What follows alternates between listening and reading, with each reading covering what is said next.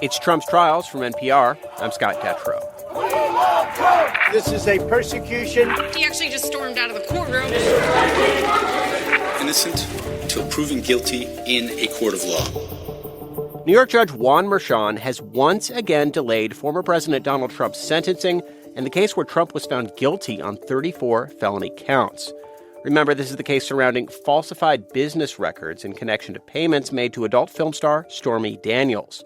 A jury found Trump guilty in May. Judge Merchan originally scheduled sentencing for July 11th, then delayed it to September 12th after the Supreme Court's ruling on presidential immunity.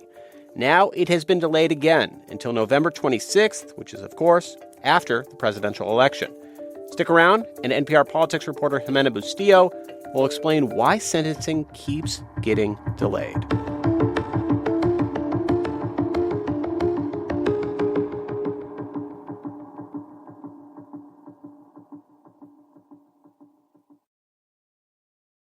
You're listening to Trump's Trials. I'm Scott Detrow. And now, here's Mary Louise Kelly.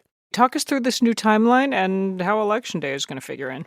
Well, New York Judge Juan Merchan, who has been presiding over this trial, has set a new sentencing date for November 26th. That's more than 2 months after the prior date of September 18th. That is also after Election Day on November 5th, when Trump faces off against Vice President Kamala Harris. There's also a new date for a hearing over various other issues raised after Trump's criminal conviction in May. This includes whether there's any impact from the Supreme Court's decision that presidents have immunity for official acts in office. That hearing will take place on November 12th. In his decision, Merchan said that the delay was to avoid any appearance of political bias, and in particular to not be seen as trying to influence the 2024 election. Okay, so kicking this all until after the election, and as you noted, this is the judge making an effort to appear unbiased. Is that effort working? In short, no. After the delay today, Trump's campaign and Trump himself once again called the trial a witch hunt and a political attack against him in order to interfere with the election. Trump and his lawyers have spent the summer trying to blunt the case's impact, in part by accusing Merchan of political bias. And they've also involved Merchan's daughter, who is a Democratic political consultant. They argued Merchan should be dismissed because she has a bias that might influence her dad. Accusations of political bias have also been spread by Trump's GOP allies. Republicans in Congress called on prosecutors on this case to testify in Washington. Prosecutors agreed to appear, but only after sentencing is complete. Okay, and just step back and talk about this trial, all the other court cases still in play, how they are playing into the campaigns. Of course, this isn't the only legal trouble for Trump. He is accused of election interference after the 2020 election in both the state of Georgia and in a federal case. On Trump's side, he has fundraised on the New York criminal conviction and these other trials. At rallies and at the Republican National Convention, there was a lot of legal-themed merch, such as the mugshot from his Georgia indictment.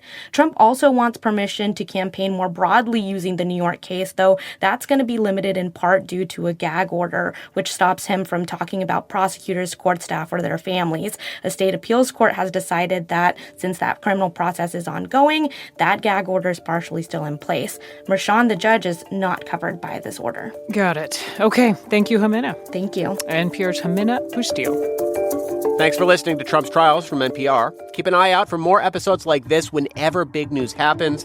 I'm Scott Detrow.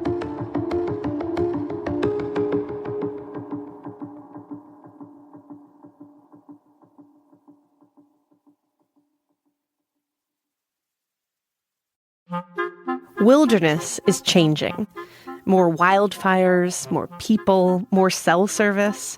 The How Wild podcast hits the trail to explore the history of wilderness, how it's changing, and what that says about us as humans. Listen now to the How Wild podcast from KALW, part of the NPR network. I'm Jesse Thorne. On Bullseye, Common tells us who inspired him. I was definitely looking up to Pete Rock and CL Smooth. And Pete Rock talks about the Common albums that he loved. Yeah, one day it'll all make sense. And the two of them will talk about how they teamed up for the first time in almost 2 decades. On Bullseye from MaximumFun.org and NPR.